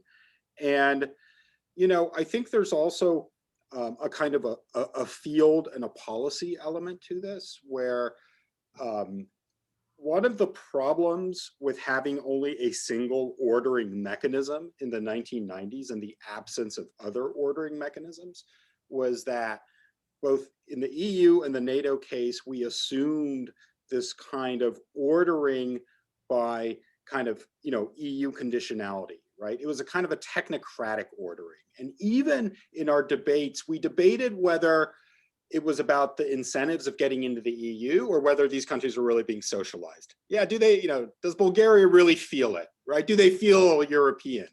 Or are they just doing this to sort of get in? And that was the nature of the debate. I think what was less looked into is, well, why? Why is this the ordering mechanism? Why is the ordering mechanism? You impose 20,000 pages of this, right? And you accept this, and then your party system, which we then, comparativists, gave this term the cartel party to, right? Because you couldn't discuss any of the kind of, you know, serious distribution socioeconomic issues that was sort of baked in there.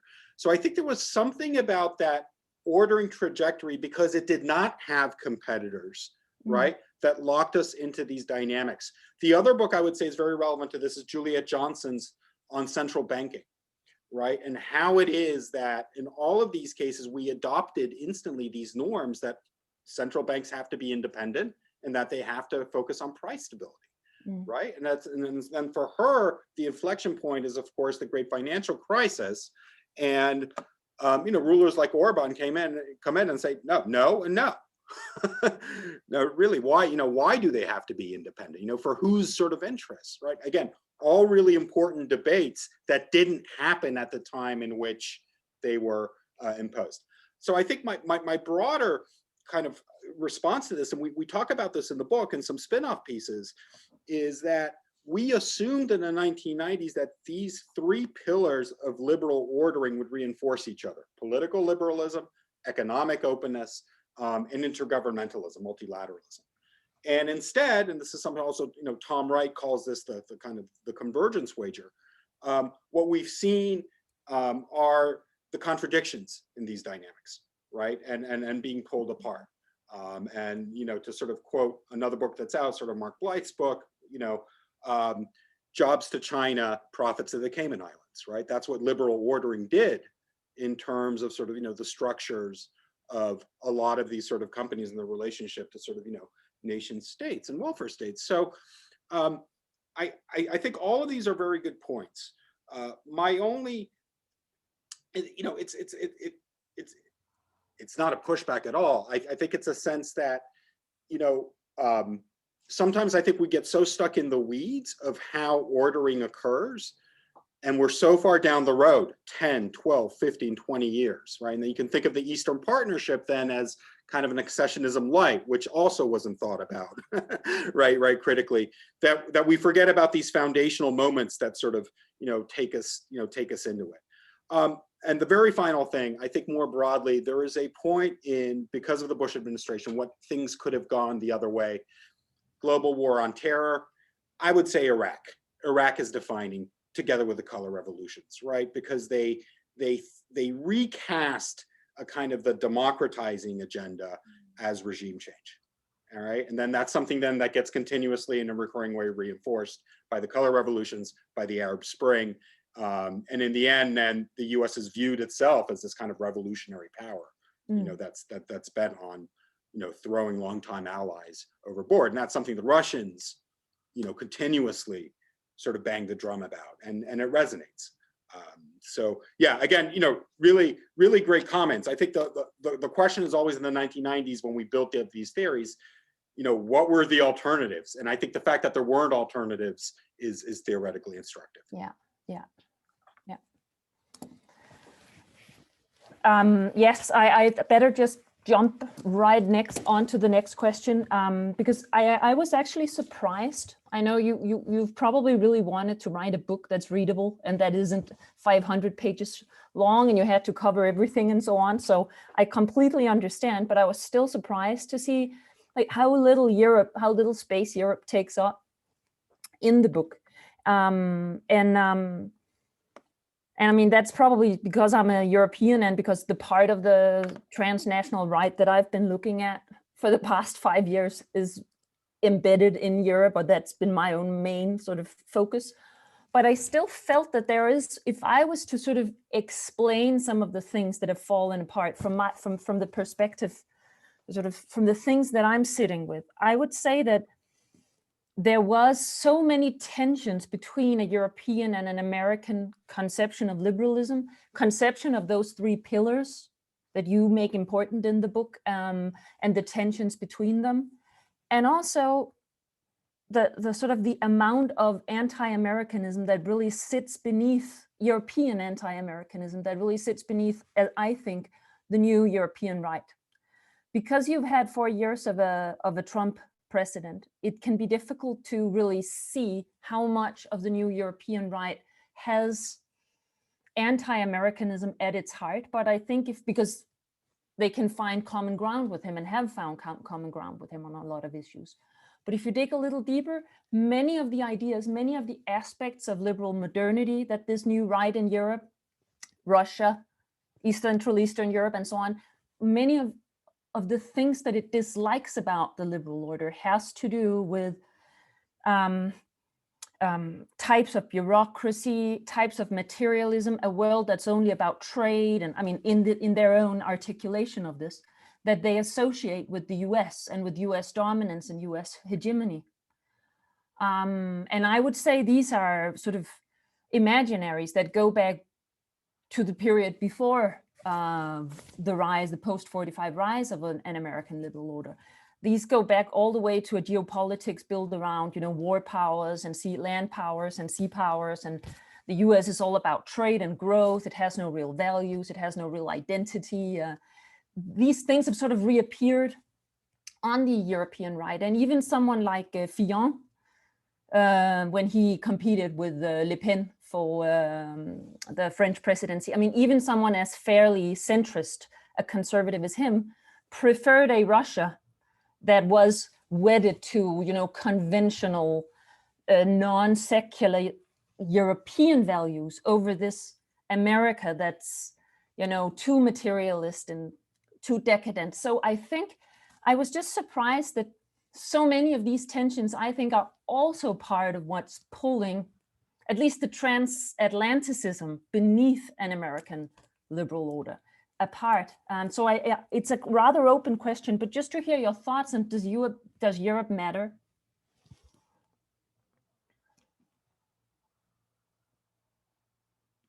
Yeah. Alex, do you want to, this is sort of more in your domain. Well, do you want to talk about your work on the transnational right? I mean, I think it's a very fair point. And I think, you know, it's interesting to sort of think about what's cyclical and what recurs in terms of, you know, the tensions in the divide, whether what is sort of new and de novo. You know, my sense is that, you know, part of the answer might lie also within some of the kind of tacit alliances within Europe itself and some of the affinities between some of the far right movements. My sense is here in the US, we've been quite dismissive of their potential to have real transformative impact because of their supposedly contradictory types of tensions, right? How can you have a meaningful sort of alliance of sort of counter-ordering right-wing movements when they're both sort of ethno-nationalist, and besides, they would probably clash over territory, if you're talking about the Hungarians and the Romanians. And yet at the same time, I think, and Dan can weigh in on this most, that neglects the fact that there have always been these tensions in these sort of loose alliances of transnational right-wing movements. They don't have to have everything worked out on a party platform. There's a kind of ordering spirit that they both sort of conform to and oppose. That's really important. So I would say, yeah, I mean, those are the main dimensions. The choice we made in that chapter about the main thing to focus on was more on Russian wedge strategies in the US as an example of this, right? That the interference in 2018, for example, getting involved in the polarized Black Lives Matter debates, where we cite some of the communication scholars who have done so and so forth, to us is sort of indicative because it gets us out of this question of whether, you know, Russian interference in 2016 was consequential to the election, right? Instead, we need to think about this in terms of a classic wedging strategy, you know, done with new technologies, which is essentially, and just like sort of a caveat to this, just a very contemporary example, we now find out that Parler, right, which was the forum on which a lot of, you know, this alt-right mobilizing was going on, which was taken down by the main tech providers, is now on servers that are based in Russia, right?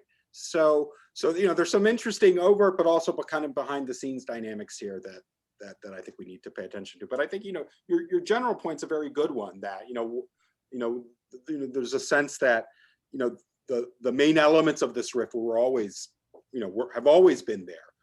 It's just when they get dialed up and when they get subsumed by sort of more, you know, kind of mainstream kinds of issues that sort of cover them up. Like, yeah, I mean, I would just stress that, and I don't have the expertise, anything close to the expertise that you have on European right-wing movements. But I think if we look more macroscopically, the amount of ideological convergence is really remarkable. It's not so remarkable within Europe, where that stuff's been building for decades, right? The New Right movement, and there's been efforts to broker and coordinate and get messages. But it's remarkable to agree that it's convergent with US rhetoric now. And so one of the things that I'm very interested in is the role of a kind of racial, religious conception of Western civilization as being the meta identity that's helped to adjudicate these national differences. And that's fully bought into, right, in the American context. And to some degree, the particular racial inflection of it, right, which is in the US is much more inclusive of groups that would be seen as identity different, you know, because of our particular white-black axes, and because, you know, Irish and Poles can both participate in whiteness, at least in the current configuration of racial discourse. I think it's interesting because in some respects that seems to be mapped to some degree back onto European right-wing politics. I think you can look at the way that Breivik, who is an incredibly important figure in the extremist right, violent extremist right, you know, his manifesto, which is a touchstone for a lot of extremists in the United States even now, was itself drawing very, very heavily on US right-wing writings. So I think I think that if you compare to sort of like the failed efforts to get a transnational fascist front in the 20s, it looks pretty good. I mean, or bad, depending on your perspective. Moreover, what I think is really striking now is there's no corresponding left-wing transnational movement. There's nothing like, the International or the Comintern or anything, no matter where it's centered on, that has that kind of activism, leverage, energy. And so that's what's striking. I mean, Sanders and some progressives in the United States have talked about building that, but besides a few conferences, it doesn't exist. And so they have that space almost to themselves. And they also have the space of the discourses over the West largely to themselves that's sort of been abandoned, at least in the United States, by progressives in the left, because it's all imperialism and stuff like that. And so there's been a lot of concessions of powerful rhetorical commonplaces to the right, and I think that's been consequential. So I think that, if it's one of the things, you get more granular, you see all the differences. You get more macroscopic, and it looks pretty impressive, right? And so that's sort of my take on it. I think it is more significant. And I think, again, it's not necessarily that, you're going to get a new Mussolini, in Western Europe is going to disrupt everything. It's more that the ways that it makes certain kinds of politics more difficult, and it complicates and makes more contentious certain types of foreign policy moves. And I think that's particularly striking in the United States, right, where you have polarization around things like the support for democratic forces overseas because of this linkage, right? So. Yeah, I think I'll make my last question then just a comment, because it picks very much up on what you're saying, Dan. Because I was going to ask you, and we can always talk more about that then, if you see, because in the book as such, you present, and I for the sort of the contemporary moment, I agree with that description, that a transnational right is mostly a disruptor of the existing order, but you don't go very much into what could be sort of the alternative ordering principles, or the alternative structure that you could see perhaps emerging from such a transnational right. And I think that just in the last year, after you probably put your book to press, I think even in the last month of a Trump presidency, to my mind, some astonishing things happened with what Pompeo had been trying to do in building the Alliance for Religious Freedom. All of the usual suspects, Israel, Uganda, Brazil, Hungary, Poland, and so on. And what's got together and signed the Geneva Consensus Declaration on the same day that Poland made abortion, or the Supreme Court verified that abortion was now totally banned. I think that what was interesting with that was that you had many players in an old liberal order alliance coming together and actually using some of the language of that alliance, but pushing it in a much more conservative direction. And this wasn't just, opportunism and sort of every day a new deal and new partners. I do think there was like a pattern of something more solid emerging. What's going to happen now, of course, is open. But what you said before about Trump is gone, so he can't be an accelerator of the right in Europe anymore. I fear that with him gone from that emerging alliance, Biden may actually be an accelerator because of that, backlash that he creates. So I wonder whether he will re-energize in a strange way those partners, or whether the thing will fall apart without the US in the middle. Yeah. That was, I really don't have answers myself. It's a great comment. Let me just make one brief response. I think part of the point of what we're looking at is that many of the institutional forms that we as IR scholars assumed were promoting and sustaining liberal ordering, whether it's NGOs, transnational meetings and dynamics and conferences, certain parts of the United Nations, regional organizations, and that we came up with this idea why they're inherently liberal promoting actually can be repurposed. They can be the same form, but an illiberal substance, right, in terms of their content. And I think that's why we have another piece with Dan sort of coming out in Foreign Affairs that says illiberal order, what would it look like we're already seeing it. It's just that we've been trained to think that this is all liberal. Yeah. When in fact, the dynamics, it's the same actors, some of the same processes and institutions, but because it's this denser contested ecology, it's actually more illiberal than we've given credit to it. Yeah. Thanks. Thank you very much. I will try to follow up. So I had some questions prepared, but I think it's better to stay within the flow, so to speak. There is not much optimism I hear around, honestly, because from what I gather is that both the United States, but also Europe, if we are talking about transatlantic relationship, have their particular problems, and that they are rather add up, and there's not much in terms of being able to help each other, if I even understand correctly. And so let me start a little bit coming back on the idea that Europe is not very much, doesn't figure very much in the book, which is of course in a sense only normal, because it represents a little bit the role that Europe can play in the international order. But it also seemed to me to that in your book you take it for granted too much, that it stays within the US or within the transatlantic environment. And I think it's the idea that there's not much of an alternative and so on, but it doesn't necessarily mean that there will not be pushback, just as Vibeke also has been saying, for it. So there's a sense in Europe among the foreign policy elite, even the most positive transatlantic foreign policy elite from the days of Raymond Aron, that the international order reflects whatever is going on within the US. So when you had the New Deal, well, you were nice, Marshall Plan and everything else, and then you turned completely neoliberal, and then we got globalization, the way we got after Reagan and so on. There was always a sense that the international system was always a means for the US.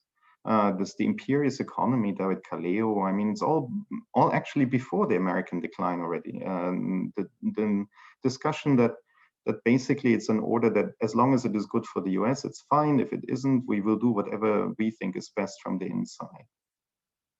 So it is liberal to the extent, or as a mirror image of the prevailing liberalism or the prevailing political culture and climate within the US. And whenever that changes, well, then it changes also on the international level. And now from what you say, I see I mean, the political spectrum has moved pretty much rightwards, and that is not in terms that Trump wants to close borders or have more bilateralism and so on. It is really also in the self-understanding that the international order is there for us, and we are not there for it. It's the Stanley Hoffman primacy of world order, and its primacy is the game in town, or so it seems. And it can come in different ways, but it's always primacy, and it's always US primacy that needs to be supported by whatever the international order there is. I give this as being the impression by many foreign policy elites in Europe, which means that, of course, we hedge. We should hedge. I think that makes sense. But when it comes, for instance, to the question of burden sharing, it's not so self-evident. I mean, let's face it. Let me take my German side. Germany has not been very much in favor of the Iraq war. It has not been in favor of the war in Libya. It has accepted 1 million refugees from Syria for wars that it was not in favor of. What kind of burden sharing do you ask the Germans? I mean, it's not rich to ask them for even more money or for more things to be done when they were never listened to. When it came to major decisions that were out there, which cost trillions of dollars, which the US was happy to spend in the Middle East, now coming back for what looks actually like pocket money in terms of paying up for the 2%. So it comes over as, okay, please play your role that we can play better our role, so that the Europeans are really like in Kissinger's year, the infamous year of Europe, where the US has global responsibilities and the Europeans have their little regional responsibilities, and they have to toe the line because honestly, you have not much of an alternative. If there is nothing on offer, then I'm not quite sure what will you expect there in return. So my big question is, what do you think will there be on offer? Is there anything that you think that there will be on offer for the Europeans or for that international order that would strengthen a sense of community, which is not just undermined by Trump, it is undermined by a sense of egoism, with the same, basically the same Brexit line, that this idea that you can run the world on your own. I mean, unilateralism, not because but because it's the way it should be done. So what is there in for some of your allies that you will need, or that we will need, I mean, honestly, that we will need in order to work together? What's in for them in what can come out of the US? From what you said, I have heard nothing that sounds like anything that could help this out. The only thing we should be doing is to help to stabilize more moderate forces in the US. I mean, that can, of course, be happening, but what comes in return?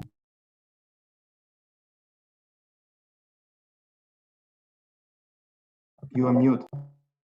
I mean, I think those are excellent points. And as somebody who tends to fall into US centrism, being, an American national in the United States, particularly since, we can't travel anymore. So we lose some of that perspective.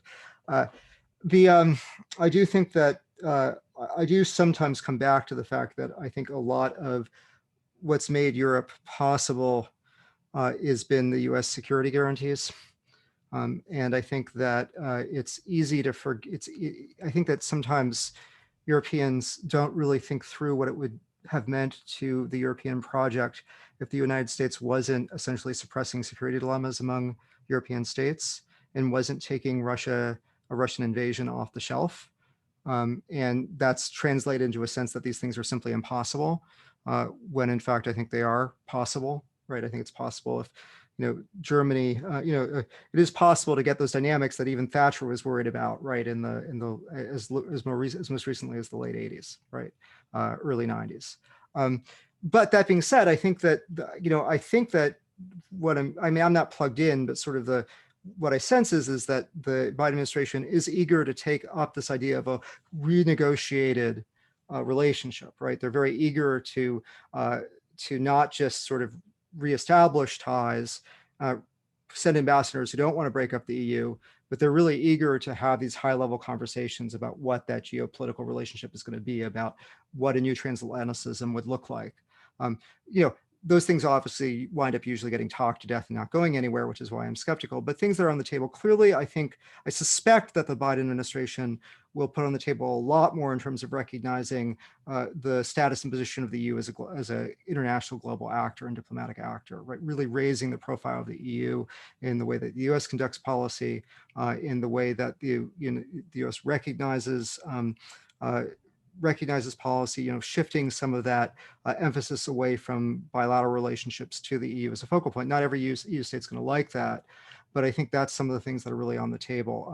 Some of the things that I've seen floated by my co-author, right, for the piece I mentioned, is the idea of recognizing really recognizing European defense cooperation as a thing, recognizing EU headquarters, right, as a thing.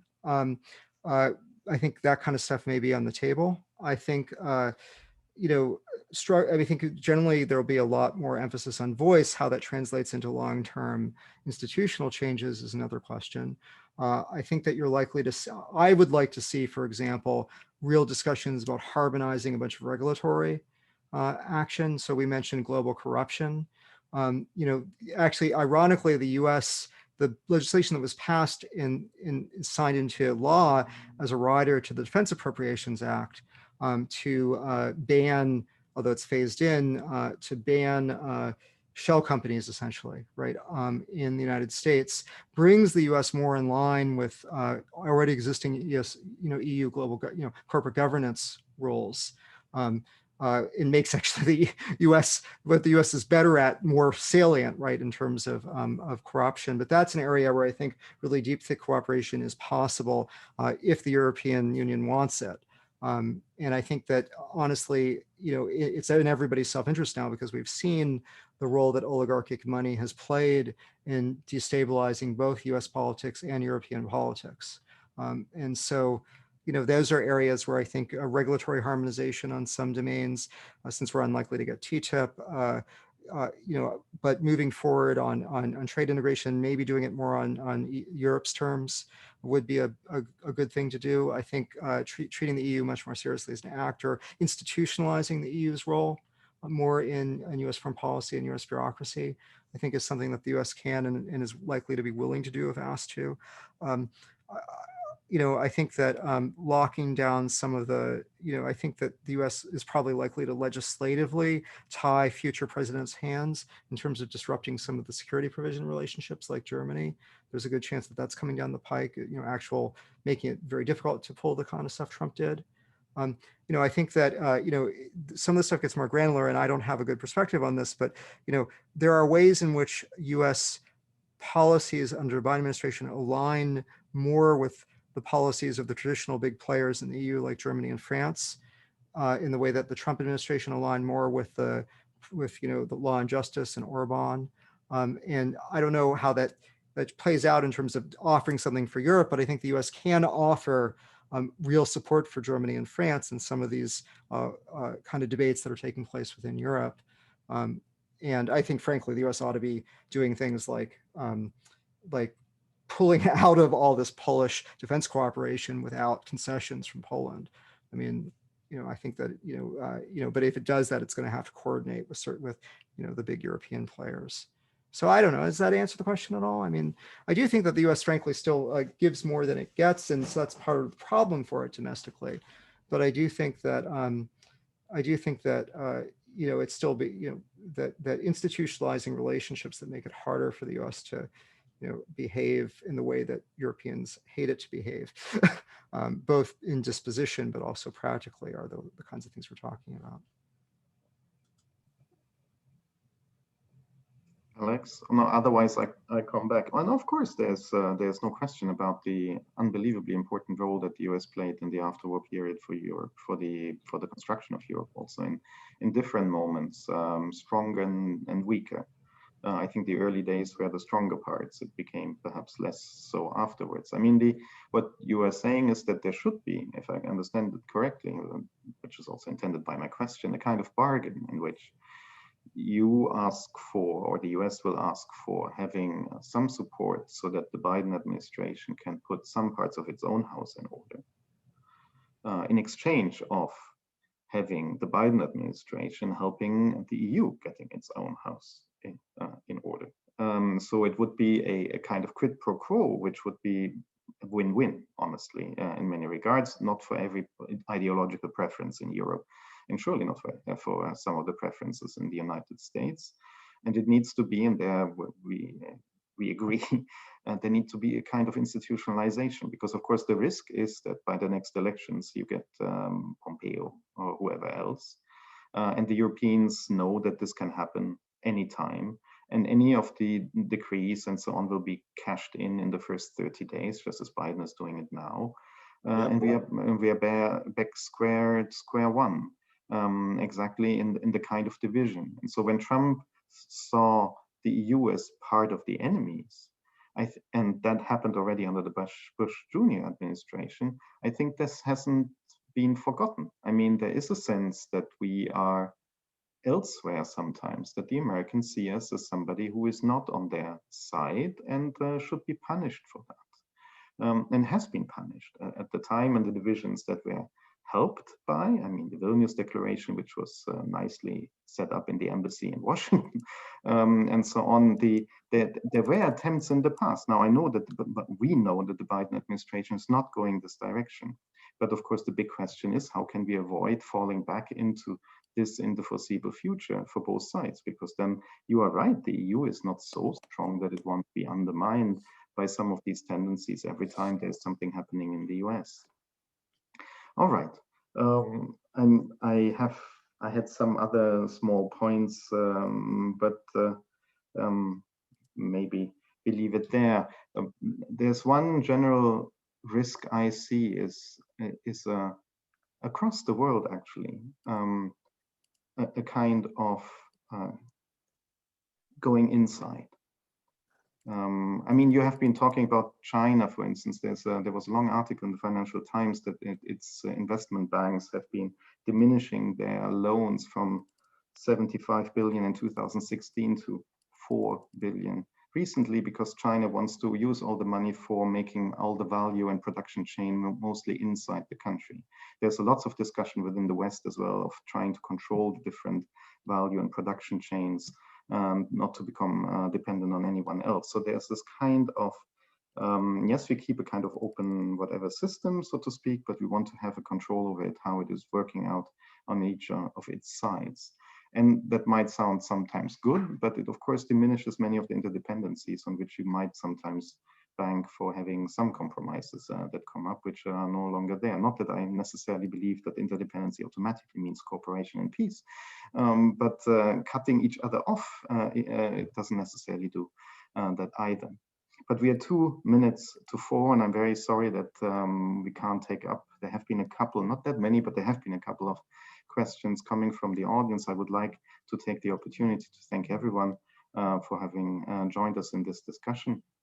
I think it couldn't have come at a better moment. So we will hope that tomorrow it will work out fine in the inauguration, that there will be no further major violence, although it seems to be cooking and I mean, I don't want to be, but given the numbers of attempts that presidents have been going through in the United States through its history, I just hope that nothing of the most dramatic kind will happen in the foreseeable future, and hope that yeah, that we can help to find some of these bargains for strengthening an international order that might not necessarily be liberal in the strong sense of the term all the time, but relatively stable and less antagonistic that it has come to be also in domestic politics. Thanks very much, everyone. Thanks, Sanders, Vibeke, and Dan, and Alex, and thanks everyone out there. Thank you. Thanks for having us. Thanks.